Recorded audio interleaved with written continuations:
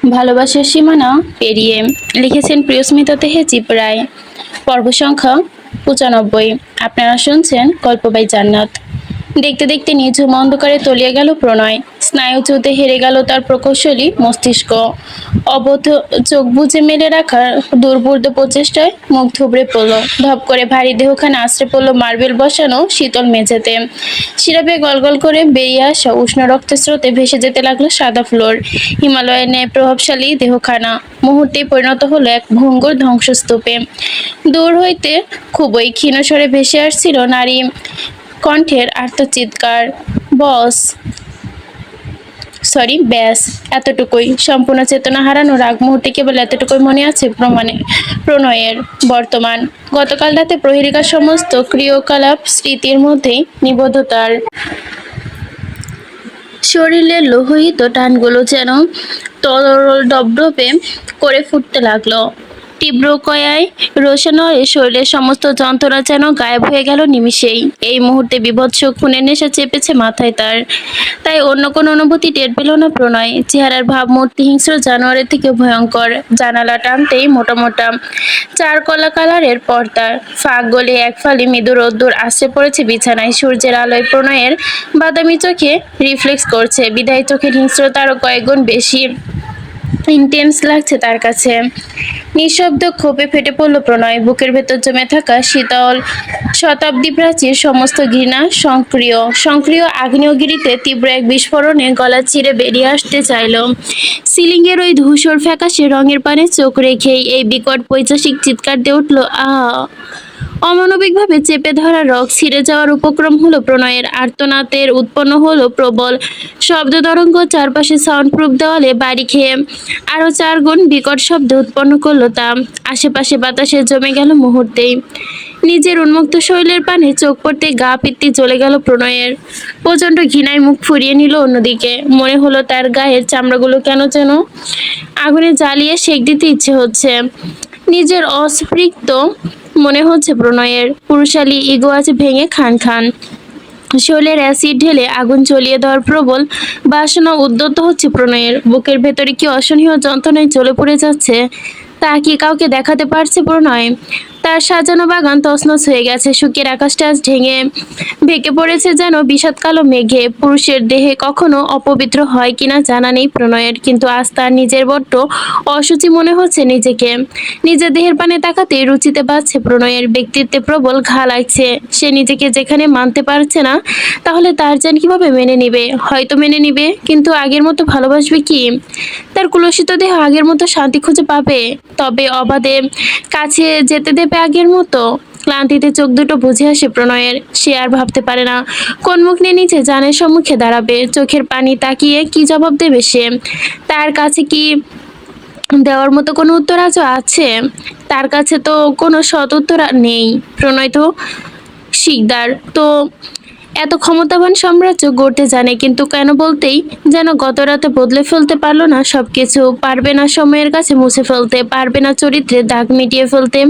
প্রহেলিকা তার নিকলঙ্ক চরিত্রে এক চিরস্থায়ী কালো দাগ টেনে দিয়েছে। চোখের কোটরে উপচে পড়া তপ্ত অশ্রু গড়িয়ে পড়ে। প্রণয়ের বুকের বাপাসে হাত চেপে কাতর কণ্ঠে বলে, জান, আমি বেইমানি করে ফেলেছি তোর সাথে। আমি সৎ থাকতে পারিনি পাখি। তোর প্রণয় ভাই তোকে ঠকিয়েছে, তোর হকে যথার্থ হেফাজত করতে পারেনি। এই অক্ষমতায় আমি কি দিয়ে ঢাকবো জান, বলতে পারিস? প্রণয়ের কণ্ঠ বাকরুদ্ধ হয়ে আসে। বুকের ভেতর ভরে উঠল অনুশোচনার অপরাধের নীল বিষে। হঠাৎই খট করে দরজা খুলে শব্দ। চকিতে ফিরে তাকালো প্রণয়। ধোয়া ওঠা কফির মগ হাতে ধীর পায়ে এগিয়ে আসছে প্রহেলিকা। পরনে ল্যাভেন্ডার কালারের হালকা শিফন শাড়ি।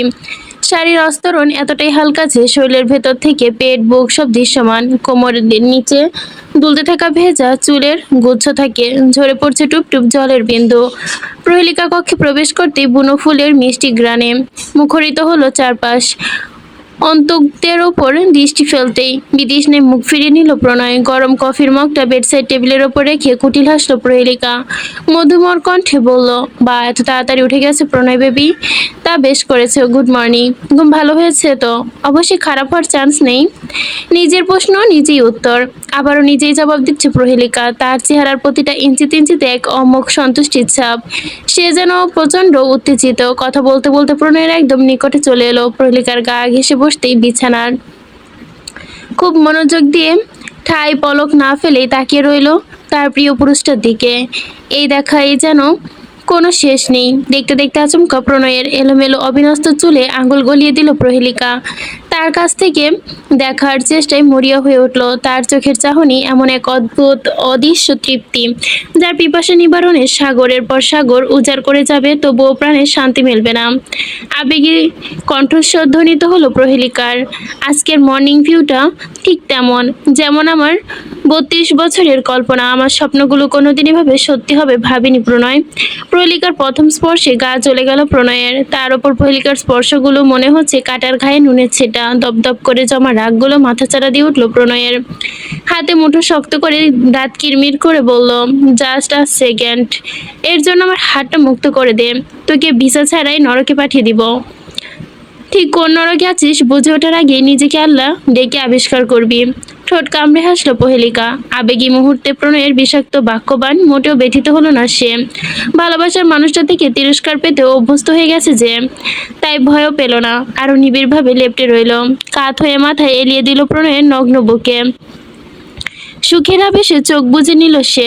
তার নিচু কণ্ঠ রিনরিন করে গাইল, লিখবো তোমার হাতে আমি আমার মরণ। দাঁতে দাঁত পিষে প্রণয় কটমট করে বলল, মানুষের কবরে ডাকলে যেমন মানুষের মরণের চুলকানি উঠে, তোরও তাই হয়েছে। সীমা ছাড়ানোর হিসাব তোকে খুব বাজেভাবে দিতে হবে মঞ্জুর।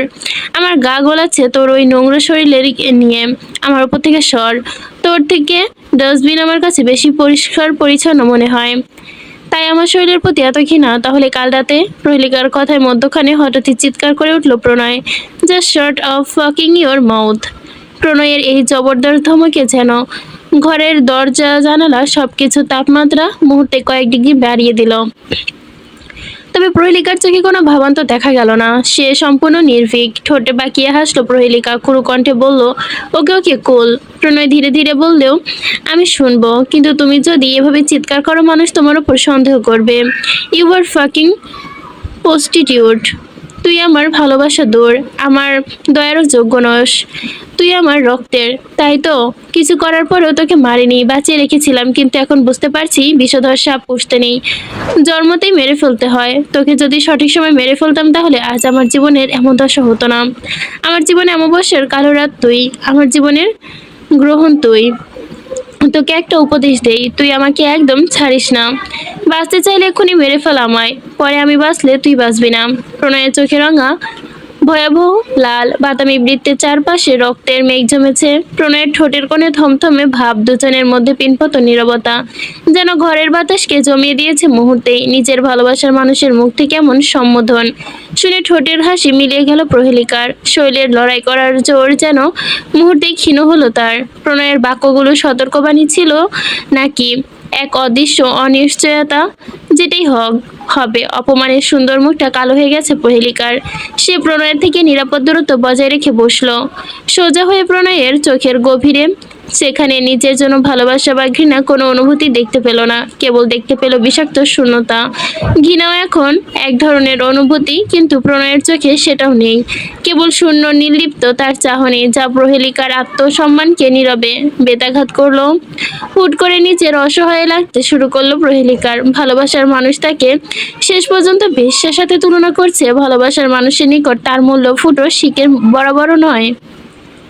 স্বচ্ছ পানির মতোই চোখ টলমল করে উঠল প্রহেলিকা। দুহাতে অজালে প্রণয়ের খোঁচা খোঁচা দাড়িযুক্ত মুখটা আঁকড়ে ধরল। অসহায় অকুল কণ্ঠে বলল, দোহাই লাগে এভাবে আমাকে বলো না প্রণয়। কত কষ্ট হয় আমার, একটু তো বোঝো। তুমি তো জানো ভালোবাসার মানুষের মুখে কটু কথা বুকে ঠিক কোনথায় লাগে, ঠিক কোন খানটায় লাগে। আর আমি আজ পর্যন্ত ভালোবাসা ভালো মন্দ যাই করেছি শুধু তোমাকে ভালোবেসেই করেছি। তোমার একটুখানি মনোযোগ পেতে, একটুখানি ভালোবাসা পাওয়ার আশাই করেছি। আমাকে আপন করে নেওয়া যায় না প্রণয়? ভিক্ষা চাইছি তোমার কাছেই, প্লিজ। পহিলিকার এমন অকুল কণ্ঠে পাথরের মন গলেও বাধ্য হতো, কিন্তু প্রণয় নিষ্ঠুর। তার মতো বিন্দুহীন সহানুভূতি দেখা দিল না তার কথায়। ঝামটা মেরে সরিয়ে দিল প্রণয় তার হাত। ক্ষোভে ফেটে পড়ল কণ্ঠে ভীষণ তীক্ষ্ণতা, অবজ্ঞতা মিশিয়ে বলল, তোকে ভালোবাসবো আমি? ছি, লজ্জা করে না আমাকে এই কথাটা বলতে? আমার জীবনটা ঘেঁটে দিয়েছিস, সবকিছু শেষ করে দিয়েছিস, আবার আশা রাখিস আমি তোকে ভালোবাসবো? মাটিতে পা রেখে চাঁদের ওপর হেঁটে বেড়ানোর স্বভাব স্বভাব আজও তোর আছে, এ তো নতুন নয়। কিন্তু আমার ভালোবাসা আশা করা মানুষ তো নির্লজ্জ হয় কিভাবে? আমাকে ফাঁসির আসামি বানিয়েছিস, আমার ভালোবাসা কেড়ে নিয়ে নিজস্ব করেছিস। তোর জন্য ভালোবাসা দূরের কথা, 6টা বছর আমি যন্ত্রণায় ধুকে ধুকে মরেছি। আমাকে একটা দিন একটু সুখে থাকতে দিসনি তুই। তাহলে বল তোকে ঠিক কী কারণে ভালোবাসবো? তোর প্রতি কি ভালোবাসা আসবে? আর দেখ, কত কষ্টের পর, কত যুদ্ধের পর, যত যন্ত্রণার পর ভরা রজনী শেষ আমার ভালোবাসা নিয়ে ফিরলাম। সুখ আমার দরজায় এসে কড়া নাড়লো। ঠিক তখনই তুই আবারও ঝড়ের মতো এসে আমার গোছানো জীবনটাকে আউলে দিলি। চেতনানাশক সেন্সিটিভ দিয়ে, যৌন উত্তেজনায় ড্রাগ দিয়ে শৈলের ঝালা মিটালি। আমার জীবনে তুই কি বাকি রাখলি? শেষমেশ আমার চরিত্র কলঙ্কের দাগ বসালি। আমার নিজের বলে আর কিছুই রইল না। তুই আসলে একটা ডাইনি, যার ওপর তোর নজর পড়বে তার জীবনটা বিষিয়ে দিবি তুই। বাকরুদ্ধ হয়ে গেল প্রহেলিকা। তবুও কটখড় পুড়িয়ে যাকে পেয়েছে তাকে আর কিছুতেই হাতছাড়া করবে না। 2 হাতে উল্টো পিঠে চোখ মুছে নিল প্রহেলিকা। উঠে দাঁড়ালো, ধাতস্থ কণ্ঠে বলল, আমার তোমার জীবনে অনেক ক্ষয়ক্ষতি হয়েছে জানি, কিন্তু এসবের তোমার ভূমিকাও ছিল না কম। প্রণয়, মানে মানে ওই যে সবকিছু সূত্রপাত তুমি করেছো। তোমার সব অভিযোগ মেনে নিচ্ছি আমি, মানছি আমি খারাপ, কিন্তু আজকের এই প্রহেলিকা শিকদারের জন্ম তুমি দিয়েছো মিস্টার প্রণয় শিকদার। আজকের প্রহেলিকা আজ থেকে 20 বছর আগের প্রহেলিকা শিকদার এক না। একটা বাচ্চা মেয়ে নিষ্পাপ মনকে বিষে তুলেছিলে তুমি। এক বারান্ত বয়সী কিশোরীর মনে প্রতিহিংসার প্রথম বীজ রোপণ করেছিলে তুমি। আর আজ সব দায়ভার আমার একার। প্রণয়ের দিকে তর্জনী উঁচিয়ে প্রহেলিকার চোখ দুটো যেন শান্ত করতেই, কিন্তু কণ্ঠ তলোয়ারের ন্যায় ধারালো। ওই সরল মনের সিক্ত সাদা মেয়েটাকে কুঞ্চিত হতে উস্কে দিয়েছ তুমি। তোমার দ্বিধাচারিত, তোমার পক্ষপাতিত্ব মুহূর্তে আমাকে ইঙ্গিত জুড়িয়েছে। তোমার জীবনের ধ্বংসের পেছনে যদি আমার অবদান থাকে, তাহলে তোমার ধ্বংসের পেছনে তোমার অবদানও সমান্তরাল। তোমার জীবনে তো প্রথমে আমি এসেছিলাম, দেখতে গেলে তোমাকে প্রথম আমি ব্যক্তিটি ভালোবেসেছিলাম। তাহলে তোমার ভালোবাসার ওপর সর্বোচ্চ অধিকার কার থাকা দরকার? আমার নাকি তোমার বউ হওয়ার কথা কার? আমার নাকি তার? তোমাকে পাওয়ার কথা কার? তোমার সন্তানের মা হওয়ার অধিকার কার? আর তুমি দিয়েছো কাকে? তোমাকে সর্বপ্রথম আমি ভালোবেসেছি, আর সর্বোচ্চ ভালো আমি বেসেছি। আজ অবধি এই পৃথিবীর কোনো দ্বিতীয় ব্যক্তি জন্ম হয়নি যার ভালোবাসা হবে আমার থেকে বেশি। এই প্রহেলিকা শিকদারের থেকে অধিক ভালো এই পৃথিবীতে তোমাকে কেউ বাসতে পারবে না প্রণয় শিকদার। আমার থেকে বেশি ভালো তোমায় কেউ বাসে না। তাই আমি বেঁচে থাকতে কিংবা মরে যাই, আমার ভালোবাসা তোমার পিছু ছাড়বে না। আমার ভালোবাসার মৃত্যুর অবধি পিছু ছাড়বে না, তোমার পিছু করেই যাবে। আমার ছায়া থেকেও মুক্তি নেই তোমার। প্রহেলিকার এসব ভারী ভারী যুক্তির কাছে প্রভাব প্রণয়ের মুখভয়ে দেখা গেল না। তার চেহারা স্পষ্ট বিরক্তি। প্রণয় নির্লিপ্ত বরাবরের নেই এবারও ঝলসে দিল প্রহেলিকাকে। আজকের দিনে কিছুতেই মন খারাপ করতে চায় না সে, তাই বড় বড় নিঃশ্বাস ফেলে বুকের ভারটা ঝেড়ে সর্বোচ্চ চেষ্টা করলো প্রহেলিকা। ঘরের এক কোণে থাকা ওয়ার্ডরোব খুলে বিয়ের শেরওয়ানি বের করলো। সাদা রঙের জরির কাজ করা বস্তুটি নিয়ে রাখলো প্রণয়ের সামনে। কাপড়টা চোখে পড়তে কপাল কুঁচকালো প্রণয়। চোখ উঠিয়ে জিজ্ঞাসা দৃষ্টিতে তাকালো। প্রণয়ের প্রশ্নের মুহূর্তেই পড়ে গেল প্রহেলিকা। চমৎকার হাসলো। পাঞ্জাবি প্রণয়ের গায়ের দিকে ওপর করে ধরলো। মুগ্ধ চোখে তাকিয়ে উত্তেজিত কণ্ঠে বলল, বা একেবারে কল্পনার প্রতিচ্ছবি।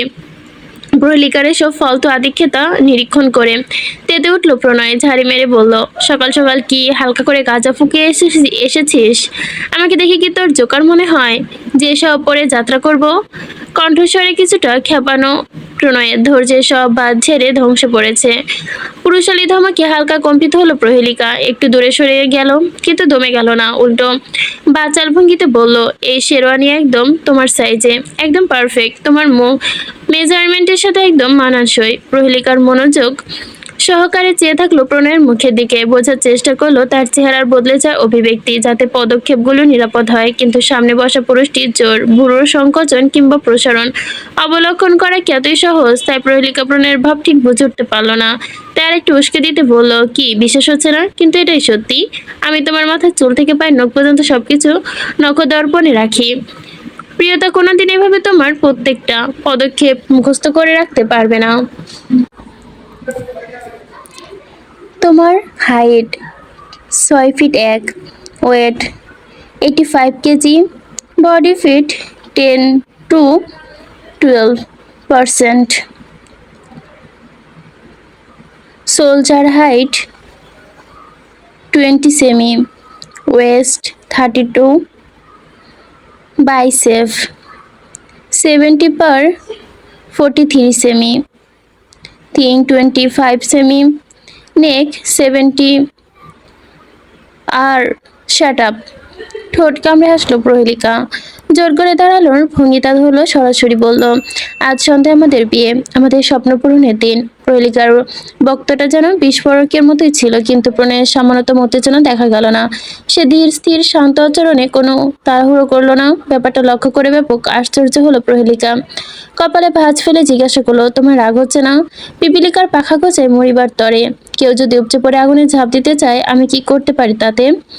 আর এমনিতেও মরণ তোমার দোরগোড়ায় কলিং বেল বাজাচ্ছে, আর হাতে সময় কম, সময় হয়ে এসেছে, তাই শেষ হোক, একটু আল্লাহ আল্লাহ করো। নির্লিপ্তভাবে জবাব প্রণয়ের। না হয় কি? তোমার মৃত্যু বোধহয় আমার হাতেই নেই। মানে? মানে 4 কালেমা জানিস? মুখ দেখে মনে তো হয় না জানিস।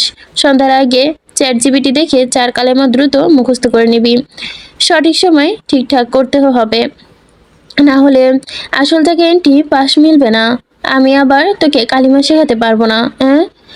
না, হ্যাঁ, আমি পানি খেতে ভুলি না। কে জানে কখন কি হয়। প্রহেলিকার গায়ে পশম দাঁড়িয়ে গেল অচেনা সংখ্যায় প্রণয়ের ইঙ্গিতে। তুমি আমাকে ভয় দেখানোর চেষ্টা করছো প্রণয়। হাই তুলল প্রণয়, দায়সারা ভাবে বলল, you control start now, just wait and see, only 9 hours 48 minutes and 36 seconds. What? 5 ঘন্টা আগে। ইনায়া থেকে সবটা শুনে কিংকর্ত বিমূঢ় হয়ে প্রীতম। তার মুখপার তীব্র অবিশ্বাস। এমনটা হতে পারে কখনো, কিন্তু কখন কখন এমন ঘটনা ঘটে যায় যা আমাদের কল্পনা থেকেও বেশি ওপরে থাকে। শিকদার পরিবারের পরিবেশটা নিঝুম। পাকা বাড়ির কোনায় কোনায় ভুতুরে নিস্তবতা বিরাজমান। দূরের আম গাছ থেকে ভেসে আসছে নিশাচর পেঁচার ভীত জাগানো কান্নার আওয়াজ। ঘরের এক কোণে জমাট বাঁধা অন্ধকারে মাথা চেপে চুপচাপ বসে আছে প্রীতম। তার চারপাশে বসে একা একা বিড়বিড় করছে ইনায়া। টেনশনে টেনশনে যেন আরো 2 ইঞ্চি ফুলে গেছে মেয়েটা। দাঁত দিয়ে নখ কাটতে কাটতে গভীর চিন্তায় তলিয়ে গেল ইনায়া। প্রীতমের বাহু ঝাঁকিয়ে শুধালো, এখন কি করবে প্রীতম? প্রিয়তা তো একদম চুপ মেরে গেছে। আমার সবকিছু কেমন যেন বিশ্বাস হচ্ছে না। মাথা ঝাঁকালো প্রীতম। স্ত্রীর মন্তব্যের প্রতি জ্ঞাপন করলো, জানি পরদাতানের দ্বারা সজ্ঞান এমন সম্ভব না, কিন্তু কিন্তু ঘটনা সত্যমিথ্যা যাচাই করার সময় নেই এখন ইনু। এখন মাথার ওপর বিপদের ওপর খাড়ার ঘা চলছে। যত সময় যাবে বিপদ বাড়বে। বড় কোনো দুর্ঘটনা ঘটার পূর্বে আমাদের বড় দাদাকে খুঁজে বের করতে হবে। কিন্তু তাকে কোথায় খুঁজবো আমরা জানি না, কিন্তু খুঁজে পেতেই হবে, না হলে শিকদার বংশের মৃত্যুর মিছিল শুরু হয়ে যাবে। যাই হোক, বোন কোথায়? ওর ঘরে চলে গেছে। কপাল কুঞ্চিত করলো প্রীতম। নারাজ কণ্ঠে বলল, আর তুমি যেতে দিলে? মুখটা চুপসে গেল ইনায়ার। নিচে স্বরে বলল, কি করতাম? তোমার বোনকে ভয় লাগছিল, কেমন চুপচাপ মৃত মানুষের মতো করছিল। চটে আছে নাকি ফুলে আছে বুঝতেই পারছি না ইনু। আমার মন বলছে বড় কিছু হবে। আমারও। দুশ্চিন্তায় পাগল প্রায় প্রীতম এবং ইনায়া। দুজনে নিজেদের চুল টেনে ধরলো যেন মুহূর্তে। প্রহেলিকা কোথায় কি নিয়ে যেতে পারে তাকে বুঝতে পারছে না। তোমার এই 32 বছরের কচি বোনটা আমার প্রথম থেকেই সুবিধার লাগে না। কেমন শকুনি দৃষ্টিভঙ্গি তার। তাই সুযোগ পেলে থাবা মেরে দিয়েছে। ঠক ঠক ঠক পরপর 3 বার দরজা ঢুকেও শব্দে ঘুম ভেঙে সজাগ হলো শুদ্ধ। তার ঘুম বরাবরই হালকা, মস্তিষ্ক সবসময় সতর্ক। ঘুম ঘুম চোখে শুদ্ধ, ঘর জুড়ে বিরক্তির রেখা। হাতড়ে বালিশের নিচে থাকা ফোনটা তুললো। অটো সেন্স লাগানো ফোনটা মুখের সামনে ধরতে ধূপ করে খুলে গেল। স্ক্রিনে আলো জ্বলে উঠতে মুখ কুঁচকে নিল শুদ্ধ। রাত 4টা বেজে 53 মিনিট। এই কাক ঢাকা ভোরে দরজায় করাঘাতের শব্দে মেজাজ তুঙ্গে গেল যেন শুদ্ধের। তীব্র অলসতা ভেঙে শরীরের প্রতিটি ইঞ্চি উঠল না শুদ্ধ। বিছানায় পড়ে বলল কে। ওপার থেকে কোনো জবাব আসলো না। পরবর্তীতে পুনরায় দরজায় করাঘাত পড়ল, আগে থেকে তীব্র জোরে। এবার বেশ চটে গেল শুদ্ধ। খ্যাক করে উঠল, আরে বাবা কে বললেই তো হয়। ওপাশ থেকে নীরবতা। পরবর্তীতে দরজায় আবারও করাঘাত। ধুর বাবা, আর শুয়ে থাকতে পারল না শুদ্ধ। বাধ্য হয়ে সুসজ্জা থেকে বিছানার পাশে থাকা সফেদ রঙের ট্রাউজার তুলে নগ্ন গায়ে জড়িয়ে নিল। দূরের মসজিদ আজানের মধ্যস্বর শোনা যাচ্ছে। শুদ্ধ অলস ভঙ্গিতে হাই তুলে পায়ে হেঁটে দরজার সিটকিনি খুলে দিল। এতক্ষণে ঘুম টানছিল, কিন্তু দুয়ারে দাঁড়ানো মানবীর প্রতিচ্ছবির দিকে তাকাতেই যেন নিমিষেই শুদ্ধের সকল ঘুম ক্লান্তি হারিয়ে গেল। শুধু অস্ফুটভাবে মুখ থেকে বেরিয়ে এলো, প্রিয়া। প্রিয়তার মাঝে বিশেষ কোনো প্রতিক্রিয়া নেই। সে সরাসরি চোখ উল্টিয়ে তাকিয়ে আছে শুদ্ধের দুশো চোখের মণিতে। না, এই মৃগনয়নের প্রাণনাশী নীল বিশেষ সরোবরে আজও নিজের কোনো অনুভূতির অঙ্কুর দেখতে পেল না শুদ্ধ। তবে আগের মতো আর হতাশ হলো না। এটাই চিরন্তর বাস্তব, তার নসিবে অপরিবর্তনীয় ভবিতব্য। হাসলো হালকা শুদ্ধ। তার নিজের শুরুটা এত মধুর হবে ভাবেনি। দরজায় হেলান দিয়ে সামান্য ঝুঁকে এলো। রমণীর মুখের ওপর রঞ্জিত মাদকের পেয়ারার পানে তৃষ্ণার্ত চোখে তাকিয়ে কিয়ৎক্ষণ লাল টসটসে যেন তাজা আনারসের দানা। চোখ বুজিয়ে ফেলল রমণী। ধ্বনিত চমৎকার কণ্ঠ। আজকে সূর্যটা বুঝি দক্ষিণে উদিত হয়েছে। আমার আকাশের চাঁদ নিজ হেঁটে আমার দুয়ারে এসেছে। লোকটা এমন অদ্ভুত চাহনিতে অপ্রস্তুত হয়ে গেল প্রিয়তা। সরাসরি প্রশ্ন ছুড়ল, প্রহেলিকা শিকদার এখন কোথায়? প্রশ্ন শুনে সুগঠিত হৃদয়ের আড়াআড়ি ভাঁজ বলল পুরুষের। এমন প্রশ্নোক্ত সময় কি এখন? প্রিয়তা হালকা উত্তেজিত হলো। দ্রুত ফের একই প্রশ্ন করলো, প্রহেলিকা শিকদার কোথায়? শুদ্ধ বিচক্ষণ। এমন সময় প্রহেলিকার কথা জানতে চাওয়ায় উতলা হওয়ার কারণ ধরতে পারল না সে। প্রিয়তা গতিবিধি বুঝতে পেরেই চুপ করে ঠায় দাঁড়িয়ে রইল। প্রিয়তার অস্থিরতা নজরা কাড়ছে শুদ্ধের। ব্যাপারটা তো জানাতে হচ্ছে। শুদ্ধ ভাই, প্লিজ বলুন, প্রহেলিকা শিকদার কোথায়? আমি কি করে জানবো প্রহেলিকা কোথায়? ছোট প্রশ্নের উত্তর শুদ্ধের, কিন্তু জবাব পছন্দ হয়নি প্রিয়তার। মিথ্যা বলার চেষ্টা করবেন না শুদ্ধ ভাই। আপনি সব জানেন। এই বাড়িতে আপনি একমাত্র ব্যক্তি যার সাথে প্রহেলিকার সম্পর্ক গলায় গলায়। চোখ বড় হয়ে গেল শুদ্ধের। আমার সাথে গলায় গলায় সম্পর্ক? হ্যাঁ, ও আমার মিউচুয়াল ক্রাইম পার্টনার। তোমার স্বামীও মিউচুয়াল ক্রাইম পার্টনার। তোমার স্বামীর সাথেও গলায় গলায় সম্পর্ক নেহাত কম না। তাহলে সব দোষ আমার একার কেন? ঠিক আছে, এখন কসন্দি শুনতে ইন্টারেস্ট না। আপনি জাস্ট বলুন প্রহেলিকা শিকদার কোথায়? আমি সত্যি জানি না। শুদ্ধের বাক্যে দৃঢ়তা প্রিয়তার পায়ের নিচে জমিন কেড়ে নিল। তার ভেতরে আগ্নেয়গিরি ফুটতে শুরু করেছে রীতিমতো। প্রিয়তার মনে হচ্ছে সে কোনো গহীন অন্ধকারে তলিয়ে যাচ্ছে। ধীরে ধীরে সে তার ভালোবাসা থেকে অনেক দূরে সরে যাচ্ছে। শুদ্ধ তার খুব মনোযোগী সহকারে নিরীক্ষণ করে প্রিয়তার পরিবর্তন। একটা মুখভঙ্গি তার সন্দেহর বীজ উস্কে দিচ্ছে যেন। প্রিয়তা নিরাশ হয়ে ফিরে যেতেই পেছন থেকে গমগমিয়ে গলা এলো শুদ্ধের, প্রিয়া। প্রিয়তার পদযুগল থমকে দাঁড়ায় সেখানে। ট্রাউজারের পকেটে হাত ঢুকিয়ে নিল শুদ্ধ। সামনে দাঁড়ানো ছোটখাটো গড়নের নারী মূর্তিকে দেখে ভালোভাবে পরীক্ষা করলো। আমি জানি না প্রহেলিকা কোথায়, কিন্তু চট করে মাথা তুলে তাকালো প্রিয়তা। শুদ্ধ খুব ক্ষীণ নজরে রমণীর চোখের মনিতে স্থির নেই। সামান্য বড় হয়েছে তা। প্রিয়তার লীলাপ চোখে ঝিলিক উঠল। কিন্তু কিন্তু আমার একটা শর্ত আছে। কি? কি হয়েছে? কি সমস্যা? কি বৃত্তান্ত? কেন প্রহেলিকাকে দরকার? শুরু থেকে শেষ পর্যন্ত পুরোটা আমাকে বলতে হবে, উইদাউট ক্রপ। প্রিয়তা প্রথম ইতস্ত করলো, কিন্তু প্রণয় ভাইয়ের সুরক্ষা সবার আগে, তাই বিনা বাক্যে রাজি হলো। সবই বলল। মৃদু হাসলো শুদ্ধ। ওকে, ভেতরে চলো। শুদ্ধের ঘরের দিভানে মাথা নত করে বসে আছে প্রিয়তা। মুখোমুখি বসতো শুদ্ধ। গ্লাসে পানি ঢেলে এগিয়ে দিল সামনে, পানিটা খাও। প্রিয়তা কোনো বিবাদে জড়ালো না। গ্লাস তুলে ঢকঢক করে তরলটা গলায় ঢাললো। তবে জীবনদায়ী শীতল পানীয়টুকু নিরোধন ব্যর্থ। তরুণীর অন্তরে উৎকণ্ঠা দমনে শুধু চুপচাপ দেখলো। অতঃপর শান্ত কণ্ঠে বলল, এবার বলো ঘটনা কি? প্রিয়তা ইতস্ত করতে লাগলো। চোখ সরু করলো শুদ্ধ। সতর্ক পানি ছুড়ে দিয়ে বলল, সময় নষ্ট হচ্ছে কিন্তু। বুক ভরে লম্বা একটা নিঃশ্বাস টানলো প্রিয়তা। অতঃপর সাবধানে অধিকাংশ সত্য গোপন রেখে কেবল প্রণয়ের কিডন্যাপ হওয়ার ব্যাপারটা তুলে ধরলো। তবে শুদ্ধ যেমন চতুর তেমনই কুটিল। সবাইকে টুপি পরাতে পারলেও শুদ্ধকে সে নীরব নিশ্চুপ, কিন্তু খুব সহজে পড়ে নিতে পারে প্রিয়তার চোখের ভাষা। সে মেয়েটার অত্যসত্য বেশ ধরে ফেললো, তবে দ্বিতীয়বার প্রশ্ন করলো না। পকেট থেকে ফোন বের করে বিষধরা নাগিন নামে সেভ করা নাম্বারটায় ফোন লাগালো। ফোন কানে ধরতেই ওপাশ থেকে যান্ত্রিক নারী কণ্ঠ ভেসে এলো লাইনে। আপনি যে নম্বরে কল করেছেন সেটি পরিষেবা সীমানার বাইরে। অনুগ্রহ করে কিছুক্ষণ পর চেষ্টা করুন। সুধের সন্দেহ এবার বিশ্বাসে পরিণত হলো। রমণীর সুশ্রী মুখখানা তমচ্ছন্ন, হয়তো দুশ্চিন্তায়, নয়তো ভয়ে। ভালোবাসে যে খুব। প্রিয়তা বড় বড় চোখ করে তাকালেও উজ্জ্বল দেখতা চোখের আশায়। আলোটা ধিক ধিক করে জ্বলছে। প্রিয়তার উত্তেজনা চেপে ধরে বলল, আপু কোথায় ও? বড় আপু কোথায়? আমার প্রণয় ভাইকে কোথায় আটকে রেখেছে? আমার প্রণয় ভাই ঠিক আছে তো? ফোনটা নট সুইচেবল বলছে। আজকে শেষ বিন্দুটাও যেন ধপ করে উঠল আশার। সুন্দর মুখটা মলিন হয়ে পড়ল প্রিয়তার। বুকের ভেতরটা কাঠ পিঁপড়ে কামড়ে ধরেছে, যেন কুটকুট করে ব্যথায় জ্বলে যাচ্ছে শুদ্ধেরও। ঠোঁটের একটি মলিন হাসি বেরিয়ে এলো শুদ্ধের। সে হয়তো জীবন্ত কয়লা, যার জীবনের লক্ষ্যই নিজেকে পুড়িয়ে অন্যকে সুখদান করা। প্রিয়তার মুখে অমাবস্যার ঘনাঘটা দেখা গেল। শুদ্ধ তা দেখলো। প্রিয়তার হাতের উপর হাত রেখে আলতো করে স্পর্শ করতেই বুক চেপে ধরলো যেন কেমন। কিন্তু অধিকারের সীমাবদ্ধতা থামিয়ে দিল মাঝপথে। নিষিদ্ধ জিনিসের প্রতি আসক্ত মানুষকে নিচে নামতে শেখায়। নিজের অদম্য অনুভূতি চিবিয়ে নিল শুদ্ধ। প্রহেলিকার সিক্রেট নাম্বারে ডায়াল করলো। রিং একবার দুইবার তিনবার, পঞ্চমবারে ফোন রিসিভ করলো প্রহেলিকা। শুদ্ধ তাকালো প্রিয়তার দিকে। ফোন স্পিকারে রাখলো সেন্টার টেবিলের ওপর। প্রিয়তার চোখ দুটো জ্বলছে, ক্ষোভে নাকি ক্রোধে ঠিক বোঝা গেল না। বুঝলো না শুদ্ধ। চোখের ইশারায় প্রিয়তাকে চুপ থাকতে বলল শুদ্ধ। ওপর প্রান্ত থেকে প্রহেলিকার ক্ষিপ্ত কণ্ঠস্বর, কি জ্বালাতন! এটা কি ফোন করার সময়? কেন ফোন দিয়েছ? এখন ব্যস্ত আছি। তাই নাকি? এই শেষ রাতে কি এমন ব্যস্ততা শুনি, যত তাড়াহুড়ো? লটারি জিতেছ নাকি?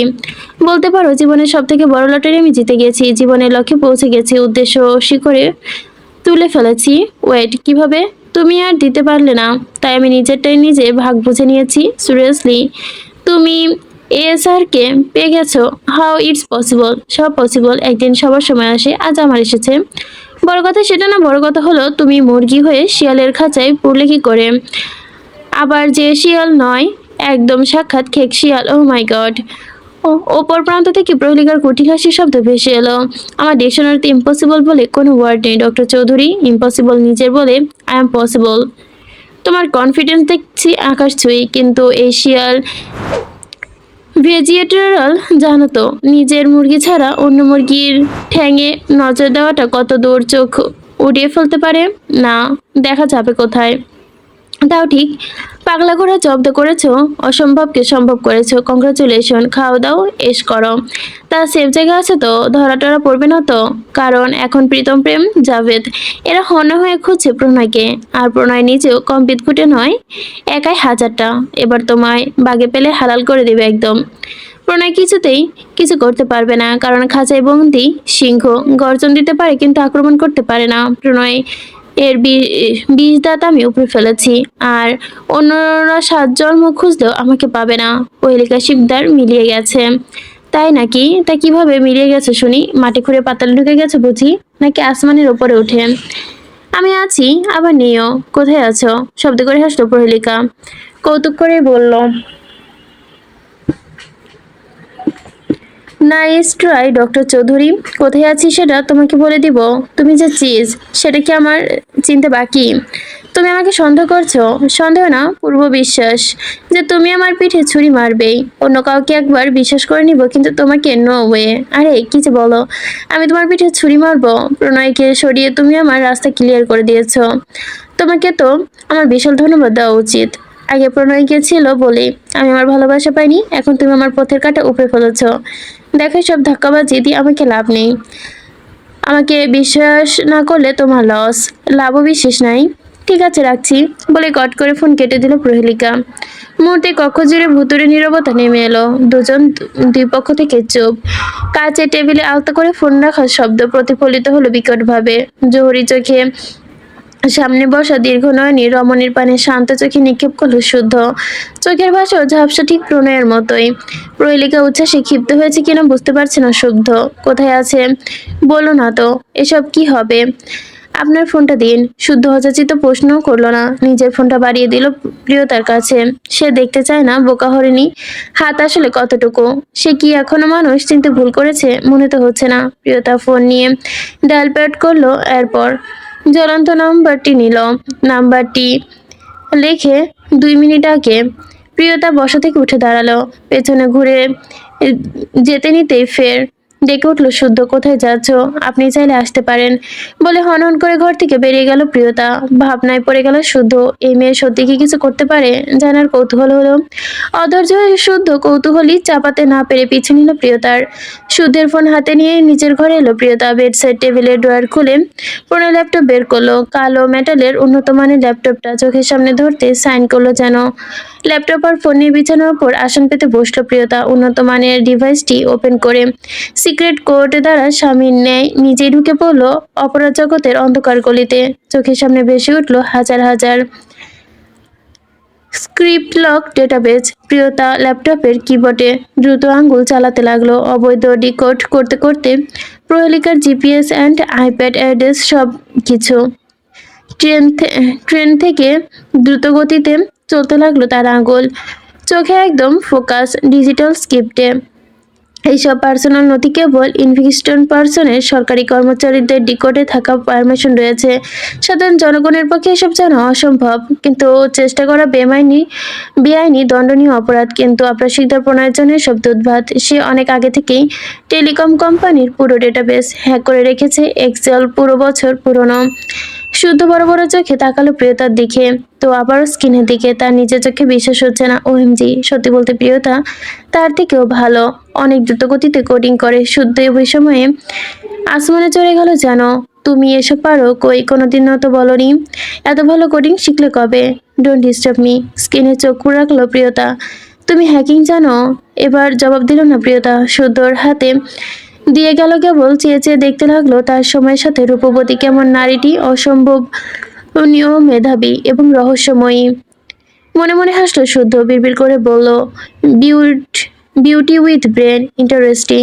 আমি এতদিন জানতাম মেয়েরা সুন্দর মানে টপ ফ্লোরে পুরো ফাঁকা, কিন্তু শিকদার বাড়ির রমণীরা দেখছি সেই ধরাছোঁয়ার তুঙ্গের ওপরে। শিকদার বংশ প্রতিটি বংশধর যেমন সুন্দর, তেমনি বিষাক্ত, তেমনি মেধাবী, তেমনি চক্রধারী, সাথে নামকরা ক্রিমিনালও। শিফট প্লাস F10 ক্লিক করে আচানক হাত থামিয়ে দিল প্রিয়তা। মুখের ভাবভর্তি পরিবর্তন হলো মাত্র কয়েক সেকেন্ডের জন্য, তারপর পুনরায় গম্ভীর। শুদ্ধ দেখতে চাইও চিরচেনা মানবী চোখ দুটো কেমন অচেনা হিংস্রতায় চকচক করে উঠল। বেজিনে নেই জলজল করে আলো আধারে অন্ধকারে, ফর্সা চামড়ায় অপারে সবুজ শিরাগুলো উত্তেজনা স্পষ্ট দেখতে পেল শুদ্ধ। তার সূক্ষ্ম দৃষ্টি সতর্ক চোখে পর্যবেক্ষণ করলো রমণীর প্রতিটি পদক্ষেপ, পরিবর্তন, অঙ্গভঙ্গি। রমণীর নীলাপ নেত্র যুগল, আর মোটেও মায়াবী লাগছে না তার নিকট। চাহনি বেশ বিপজ্জনক। এই দৃষ্টি শুদ্ধ চেনা, সিদ্ধার বংশের বড় ছেলে চোখে কতবার দেখেছে এই চাহনি। চিনতে কোনোদিন ভুল হতো না শুদ্ধের। বিষয়টা ভাবতে গায়ের পশম দাঁড়িয়ে গেল। বিছানায় প্রিয়তা উঠে গিয়ে পেনড্রাইভ নিয়ে এলো। পেনড্রাইভের দুপাশে ভালো মতো একবার দেখে নিল। ইম্পোর্ট করে ল্যাপটপে ইউএসবি পোর্টে। মুহূর্তে ল্যাপটপে সমস্ত ডেটাবেস, হাজার হাজার এনক্রিপ্ট ফাইল, অবৈধ লেনদেন, অপরাধের প্রতিটি প্রমাণ, প্রতিটি নথি, প্রতিটি স্বাক্ষর প্রমাণ, সবকিছু পেনড্রাইভে লোড করে নিল প্রিয়তা। এই পেনড্রাইভ ব্যতীত আর কোনো প্রমাণ অবশিষ্ট নেই যা সাক্ষী দিতে পারবে তার স্বামীর বিরুদ্ধে। প্রিয়তা ল্যাপটপে পুনরায় অফ করে বেরিয়ে গেল ঘর ছেড়ে। আবারও পিছু নিল শুদ্ধ। হাতের মুঠোয় ছোট চিপটা শক্ত করে ধরে রেখেছে শিকদার বাড়ির চৌকাঠ ডিঙিয়ে বেরিয়ে এলো প্রিয়তা। অন্ধকার কাটিয়ে ধরনের সেই নতুন দিনের সূচনা হচ্ছে। ধীর পায়ে হেঁটে যাচ্ছে পেছনে পুকুর পাড়, 100 বছর পুরাতন আম গাছটার তলে।